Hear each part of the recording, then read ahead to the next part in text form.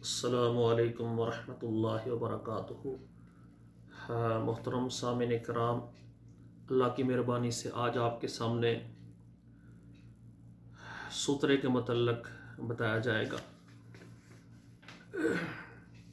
کیونکہ نمازی کے آگے سے گزرنے کے متعلق رسول اللہ صلی اللہ علیہ وآلہ وسلم نے سختی سے منع فرمایا کہ اگر ایک نمازی نماز پڑھ رہا ہے تو اس کے آگے سے نہ گزرے، اور اسی طرح جو نماز پڑھنے والا ہے، نمازی بھائی ہے، اس کو بھی رسول اللہ صلی اللہ علیہ وآلہ وسلم نے فرمایا کہ وہ نماز پڑھنے سے پہلے اپنے آگے سترے کا اہتمام کرے۔ تو کھلی فضا میں جہاں پر جنگل وغیرہ وہاں پر اس کی اشد ضرورت ہوتی ہے۔ اب یہ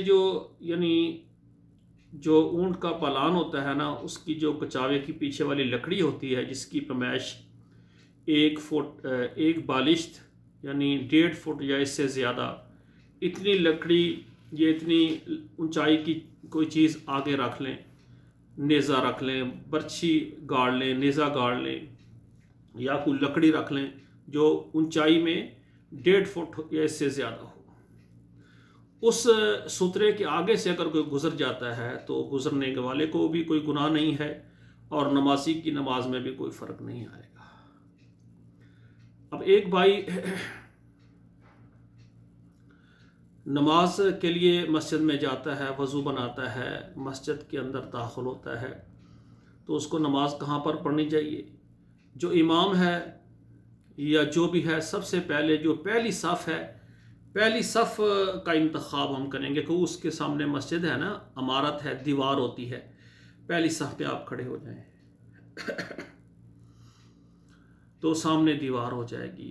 اور جب امام نماز پڑھاتا ہے تو وہ محراب میں کھڑا ہوتا ہے تو اس کے سامنے بھی دیوار ہوتی ہے۔ اور اسی طرح جو ہے نا، بعد میں آنے والے دوسری صف میں، کیونکہ جو پہلی صف میں لوگ کھڑے ہوئے وہ ان کے لیے ایک سترہ ہوتے ہیں، اسی طرح کھڑے ہوتے جائیں۔ اور اسی طرح مسجد کے اندر جو ستون وغیرہ ہوتے ہیں ان کے سامنے کھڑے ہو کر نماز پڑھیں، وہ تمہارے لیے سترہ ہو جائیں گے۔ تو برادران اسلام، اس طرح جو ہے نا، سترے کا لازمی اہتمام کریں۔ سترے کے آگے سے کوئی گزر جاتا ہے، گزرنے والے کو گناہ نہیں ہے، اور نمازی کی نماز میں بھی فرق نہیں آتا۔ تو اسی طرح بھائیو، یہ سترے کی بہت زیادہ اہمیت ہے، جس پر آج کل مسلمانوں کا عمل بہت زیادہ کم ہے۔ اور مکہ شریف کے اندر بیت اللہ خانہ کعبہ میں یا مسجد نبوی میں کئی لوگ نمازی کے آگے سے گزر جاتے ہیں، اور وہ سمجھتے ہیں کہ یہاں پر جو ہے نا یعنی کوئی ضروری نہیں ہے۔ ایسا نہیں ہے۔ نبی علیہ الصلوۃ والسلام یا مکے میں تھے یا مدینے میں تھے، یا بیت اللہ شریف میں تھے یا مسجد نبوی، دو ہی جگہ ہیں، صورت مکی ہیں یا مدنی ہے، تو انہی جگہ پر رسول اللہ صلی اللہ علیہ وآلہ وسلم نے یہ دین سکھایا اور احکامات جاری کیے ہیں۔ بیت اللہ کے اندر، مسجد نبوی کے اندر بھی نمازی کے آگے سے نہیں گزر سکتے۔ تو یہ الگ بات ہے کہ رش اور رونق اتنی زیادہ ہوتی ہے، نمازی بے شمار ہوتے ہیں، تو نمازی سترے کا اہتمام نہیں کرتے، تو یا اہتمام کرتے بھی ہیں لیکن بعض پیچھے ہوتے ہیں، پھر آگے سے نمازی اٹھ جاتے ہیں۔ بامر مجبوری جو معاملہ ہو جاتا ہے وہ ایک الگ چیز ہے، کہ مجبوری کے باعث اب طواف کرنا ہے، نمازی کھڑے ہوئے ہیں سترے کے بغیر۔ ویسے تو الحمدللہ حرم کے اندر کافی انتظام ہوتا ہے، انہوں نے جگہ بنائی ہوتی ہے، اور آگے سٹینڈ پلاسٹک کے بنا کر نصب کیے ہوتے ہیں یا رکھے ہوتے ہیں، تاکہ جو ہے نا اس کے سامنے نماز پڑھیں۔ اور کئی نمازی بھی سترے کے بغیر، ان کو علم نہیں ہوتا، اس لیے یعنی اہتمام کرنا چاہیے، سترے کے بغیر نماز نہیں پڑھنی چاہیے۔ تو اسی طرح یعنی حرمین میں، بیت اللہ شریف میں اور مسجد نبوی میں نمازی کے آگے سے نہیں گزر سکتے، گناہ ہے۔ بامر مجبوری جس طرح رش ہوتا ہے عمرہ اور حج کے دنوں میں، یا ان دنوں میں جنہوں میں یہ رمضان المبارک میں اتنا رش، اتنی رونق ہوتی ہے کہ وہ یعنی ہو جاتا ہے، وہ امر مجبوری، اللہ معاف فرمائے۔ اب یہ سوال پیدا ہوتا ہے کہ اگر ہمارے سامنے سترہ نہیں ہے تو ایک نمازی نماز پڑھ رہا ہے، اس کے آگے سترہ نہیں ہے، اب کتنے فاصلے پر ہم یعنی اس کے آگے سے گزر سکتے ہیں؟ تو ایک روایت ہے جو کہ سنن ابو داود شریف میں ہے कि अगर कोई पत्थर फेंकता है हाथ से, जितनी दूर तक वो जाए उतने फासले के आगे से यानी आदमी गुजर सकता है। ये पत्थर फेंकने वाली जो अबू दाऊद में रवायत है, ये सनदन ये ज़ईफ़ है, इसकी सनद ठीक नहीं है। हाँ, उलमाए कराम ये कहते हैं कि यानी नमाजी जो नमाज पढ़ रहा है वो अपनी सजदे वाली जगह पर निगाह रखे, तो उसके बाद तकरीबन जो है ना 3 सफ़ के आगे से गुजर सकते हैं, क्योंकि 3 सफ़ तक इससे तक आगे, इस 3 सफ़ से आगे उसकी नज़र नहीं जाती, या 3 सफ़ के आगे अगर कोई बंदा गुजरे तो उसको उसकी पहचान नहीं होती, क्योंकि उसकी निगाह सजदे वाली जगह पर है। जब वो सजदे वाली जगह पर निगाह रखेगा तो 3 सफ़ तक ज़्यादा उसकी नज़र दौड़ सकती है या उसको नज़र आ सकता है। आगे से अगर कोई बंदा गुजरेगा भी, अगर नज़र उसकी सजदे पर है तो उसको उसकी पहचान नहीं होगी। तो ये उलमाए कराम यानी कहते हैं कि 3 सफ़ वाली जो है ना बात, ये ज़्यादा सही मालूम होती है।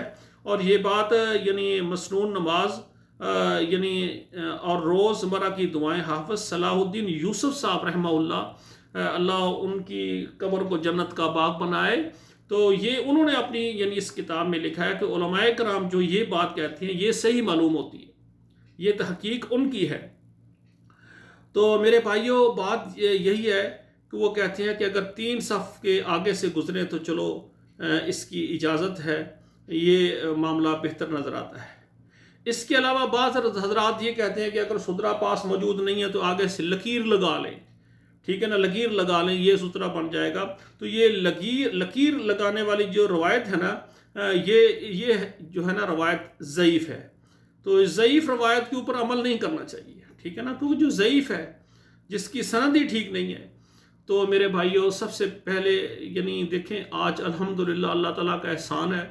मैं अगर आपसे यानी एक मिसाल देता हूँ कि हमारे यहाँ ये गाड़ियाँ चलती हैं रोड पर, तो जब रोड पर गाड़ी पंक्चर हो जाए या उसके हवा निकल जाए तो वो गवर्नमेंट ने एक, ठीक है, निज़ाम बनाया है। वो कहते हैं एक स्टैंड होता है, वो सुर्ख रंग का होता है, वो एक आप गाड़ी के आगे रखें, एक गाड़ी के पीछे रखें, ताकि पीछे से आने वाले जो है ना ट्रैफिक, उनकी जब रोशनी पड़ती है, वो स्टैंड हो ना, वो प्लास्टिक का होता है और रोशनी से वो जो है ना, वो उसकी लाइटें जो है ना रोशन हो जाती हैं, वो स्टैंड रोशन हो जाता है। वो पीछे आगे क्यों रखते हैं? ताकि जब स्टैंड दूर से नज़र आ जाएगा तो वो पीछे आने वाला अपनी गाड़ी ऐसा करके साइड से निकल जाएगा, ताकि एक्सीडेंट या गाड़ी लगने से बच जाए। देखिए, हम दुनिया के मामलात में देखें, कोई गाड़ी चलाता है या कोई भी, उसमें गवर्नमेंट एक निज़ाम बना देती है, उस निज़ाम के साथ सब चलते हैं।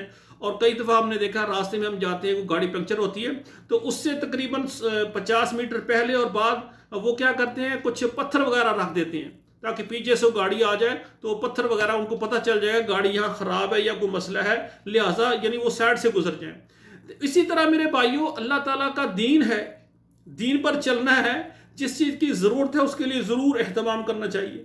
मिसाल के तौर पर देखें, हम सफ़र करते हैं तो हमें कोशिश करना चाहिए कुछ साथ ऐसी चीज़ रखें। अगर हमारा अक्सर, अब अल्लाह का एहसान है अल्हम्दुलिल्लाह, नमाज जहाँ पढ़नी हो, हम यानी पेट्रोल पंप की जगह पर मुहत्ता पर खड़े हो जाते हैं, वहाँ मस्जिद होती है, पानी का इंतज़ाम, वाशरूम का इंतज़ाम, अल्लाह ने बड़ी आसानियाँ कर दी हैं। और किसी महल्ले में जाएं, महल्ले में जामे मस्जिद होती है। अल्हम्दुलिल्लाह अल्लाह ताला ने हमारे ऊपर बहुत यानी फरावानी कर दी है। जो आदमी दीन पर चलना चाहे उसके लिए अल्हम्दुलिल्लाह आज़ादी है, कोई परेशानी नहीं है। ख़ास तौर पर हमारे पाकिस्तान के लोग हो गए, सऊदी अरब तो अल्लाह ताला का करम है। यकीन करें, यहाँ तो कभी ऐसा इत्तेफाक ही नहीं हुआ कि हम जंगल में नमाज़ पढ़ें।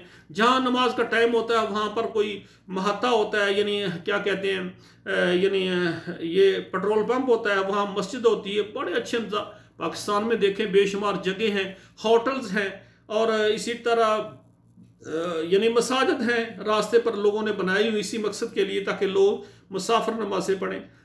फिर भी हमें यानी साथ अपने को ऐसा एहतमाम करना चाहिए, लाठी वगैरह या आसार रखनी चाहिए, ताकि रास्ते में अगर नमाज पढ़नी हो तो आगे उसको गाड़ लें।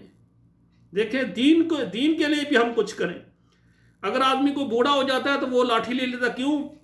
कि बगैर लाठी के वो गिरेगा, उसको चोट लग जाएगी। चोट से बचने के लिए लाठी रख सकते हैं, लेकिन सुन्नत पर अमल करने के लिए हम इंतज़ाम नहीं कर सकते। देखिए, हमारे अंदर कमज़ोरियाँ हैं। तो दीन के लिए मैं समझता हूँ कि अगर एक जमात है माशाल्लाह तबलीग के लिए निकली है, जहाँ पर बाकी सामान उन्होंने रखा हुआ है, تو وہاں پر ایک سترے کا بھی اہتمام کر لیں، ٹھیک ہے نا، اور وہ سترہ صرف ایک ہونا چاہیے جو امام کے سامنے ہو جائے بس، اور وہ سب کے لیے کافی ہو جاتا ہے۔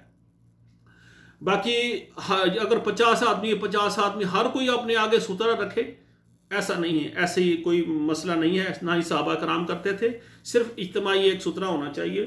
ہاں اگر آپ اکیلے جا رہے ہیں، اکیلے سفر کرتے ہیں، تو آپ اپنے لیے ضرور کوئی نہ کوئی ایسی چیز رکھیں جس سے سترے کا اہتمام ہو جائے۔ میرے بھائیوں، یہ رسول اللہ کے ایسے فرامین ہیں، اگر ان پر آپ عمل کریں گے، اپنے آپ کو اطاعت کے اندر داخل کریں گے، تو انشاءاللہ تعالیٰ ایسا ایسا اللہ تعالیٰ آپ کو اپنا ولی بنا لے گا، آپ اللہ کے دوست بن جائیں گے، اللہ ذو الجلال آپ کی زندگی میں برکتیں ڈال دے گا، اللہ تعالیٰ آپ کی زبان اور ہاتھ سے ایسے کام لے گا جس سے دین پھیلے گا۔